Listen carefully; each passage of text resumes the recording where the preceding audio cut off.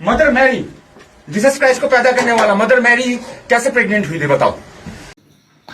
ഇന്നത്തെ വീഡിയോയിൽ നമുക്കിതിന് നല്ലൊരു മറുപടി കൊടുക്കാം. ഹൈന്ദവ സഹോദരങ്ങൾ ക്ഷമിക്കുക, ഇത്തരം പ്രവണതകൾക്കെതിരെയാണ് നമ്മൾ പ്രതികരിക്കുന്നത്, ഹൈന്ദവ വിശ്വാസത്തിനെതിരെ അല്ല. सामने पूछ रहा हूं इसको, मदर मैरी, जीसस क्राइस्ट को पैदा करने वाला मदर मैरी कैसे प्रेग्नेंट हुई थी बताओ। आई एम वेटिंग, डरी नहीं है फिर भी बोल रहा हूँ भैया। जीसस क्राइस्ट कैसे पैदा हुआ था बताओ। पवित्र आत्मा के द्वारा। अरे तू बिना आप सेक्स के बच्चा पैदा कर सकता है? Oh really? Can you explain this to the gynecologist? You baby? Are you educated? Are you educated baby?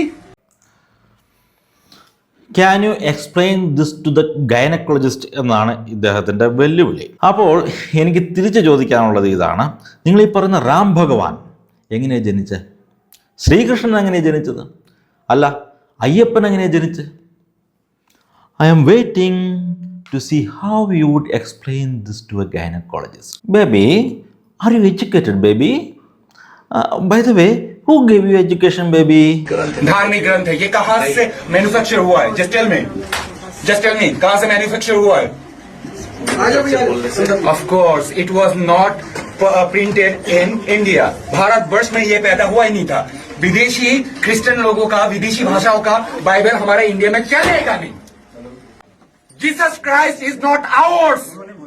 Jesus Christ is not ours. हमारा कौन है? राम भगवान.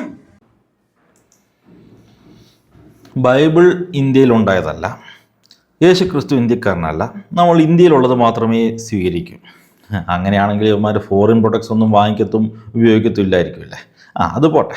ഭാരതത്തെ മാത്രമല്ല സകല ലോകത്തെയും സകല ചരാചരങ്ങളെയും സൃഷ്ടിച്ചവനെ യേശുവിനെയാണ് ഞങ്ങൾ ആരാധിക്കുന്നത്. ഇന്ത്യയിൽ സൃഷ്ടിക്കപ്പെട്ട ഒരു സൃഷ്ടിയെയാണ് നിങ്ങൾ ആരാധിക്കുന്നത്. നിങ്ങൾ സൃഷ്ടിയെ ആരാധിക്കുമ്പോൾ ഞങ്ങൾ സൃഷ്ടാവിനെ ആരാധിക്കും. ഞങ്ങൾ ആരാധിക്കുന്നത് സകലത്തിൻ്റെയും സൃഷ്ടാവിനെയാണ്. നിങ്ങൾ ഭാരതത്തിൽ സൃഷ്ടിക്കപ്പെട്ടതിനെ ആരാധിക്കുമ്പോൾ ഞങ്ങൾ ഭാരതത്തെ തന്നെ സൃഷ്ടിച്ചവനെയാണ് ആരാധിക്കുന്നത്. റെഡി 1 2 3. ഫുൾ വീഡിയോ എൻ്റെ തിയോലോജിക് യൂട്യൂബ് ചാനലിൽ കാണാവുന്നതാണ്. ഇവിടെ നമ്മൾ ക്രൈസ്തവ വിശ്വാസങ്ങൾക്കെതിരെ ഉയരുന്ന ചോദ്യങ്ങൾക്ക് യുക്തിസഹമായി മറുപടി നൽകുന്നതിനോടൊപ്പം നുണക്കഥകളെ പൊളിച്ചെടുക്കുകയും ചെയ്യുന്നതാണ്. എൻ്റെ ഈ ദൗത്യത്തിൽ നിങ്ങൾക്കും പങ്കാളികളാകാം. അതിനായി വീഡിയോ ലൈക്ക് ചെയ്തും കമൻറ്റ് ചെയ്തും പരമാവധി ആളുകളിലേക്ക് ഷെയർ ചെയ്തും സപ്പോർട്ട് ചെയ്യുക. കൂടുതൽ ആക്റ്റീവായി എൻ്റെ ഒപ്പം ചേരാനും നിങ്ങളുടെ സംശയങ്ങൾ നേരിട്ട് ചോദിക്കാനും സ്ക്രീനിൽ കാണുന്ന നമ്പറിൽ വാട്സാപ്പ് ചെയ്യാവുന്നതാണ്.